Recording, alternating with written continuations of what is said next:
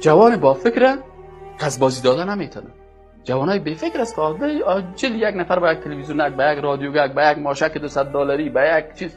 همین شیخ صالح پردل میگه من بسیار ضعیف آدم هستم. بچه کس از پلیتکنیک احسان الله گفت که شیخ پردل در مسجد میرفتیم، گفت شیخ صالح پردل میگه من دیگه یک عزت بسیار بزرگی دارم.